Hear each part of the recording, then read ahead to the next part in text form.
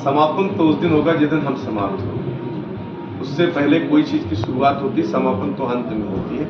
ये प्रयास मेरा रहेगा कि लखनपुर में हर वर्ष हम आप सबके लखनऊ में, आप सबके लखनपुर में भगवान कृष्ण की छठी महोत्सव को और आनंदित और प्रभावशाली और आनंद और सनातन संस्कृति को जागृत करने में बिंदु से सिंधु तक पहुंच पाऊं।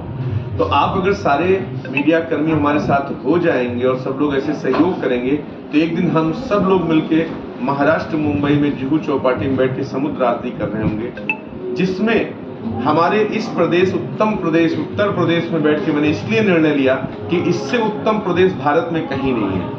यही वो भूमि है जहां भगवान राम और कृष्ण दोनों जन्म लिया। तो ऐसी भूमि से हमने ये संकल्प लिया है कि बिंदु से सिंधु तक यहीं से जाएंगे। सही उतर गोमती नहाए, चौथे दिवस अवधपुर आए। जिन भगवान राम ने सही उतर पार करके गोमती स्नान, उस गोमती तट के किनारे बैठ के यही संकल्प करते हैं कि भारतीय संस्कृति संस्कार को अपितु भगवान कृष्ण के अयोध्या मंदिर से अपितु जितने भी भारत में हिंदुत्व तत्व और सनातन तत्व को निर्माण करते हैं, उन सभी धामों को, चाहे वो सागर हो, चाहे वो अयोध्या हो, चाहे वो जन्मभूमि हो, चाहे कोई भी हो, हर कार्य को करने के लिए हम संकल्पित हैं और करते रहेंगे, बढ़ते रहेंगे। जो करते रहोगे भजन धीरे धीरे तो मिल जाएंगे सजन धीरे धीरे। इसलिए धीरे धीरे रे मना धीरे ही सब होए, माली सींचे सौकड़ा ऋतु आए फल होए। तो अभी ऋतु आ गई। मैंने सावन के बढ़िया सा मौसम भादों में खूब सुंदर बारिश के मौसम में बीज लगाया है,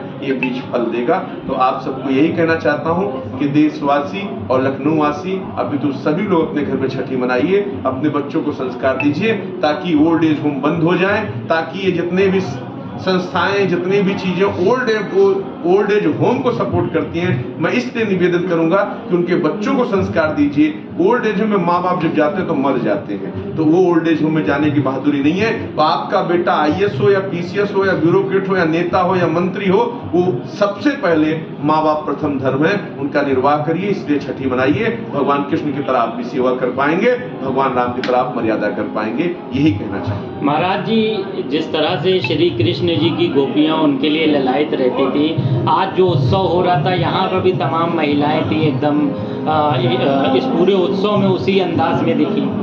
मेरा आपसे कहना है कि अपितु आप लोग हम लोग कहते हैं कि भगवान कृष्ण चले गए हैं, लेकिन आपको इस बात का प्रमाण दिख रहा होगा कि आज भी 7 अरब विश्व में लोग हैं, तो उसमें से ये गारंटी कर सकता हूं कि 3 अरब लोग आज भी भगवान कृष्ण को मानने वाले हो, चाहे रसिया हो, चाहे जर्मनी हो, चाहे यूक्रेन हो, चाहे दुनिया की कोई कंट्री हो, हर कंट्री में भगवान कृष्ण को मानते हैं और सभी भगवान कृष्ण को हर भाव में देखते हैं। कोई पिता के, कोई पुत्र के, कोई मित्र के, कोई दोस्त के, कोई सखा के, और जो जिस भाव में देखता है भगवान उसकी उसी भाव में मदद करते हैं। तो यहाँ जो जिस भाव से आया है उसी भाव में उसको मिल जाएंगे, यही शुभकामना देता हूँ।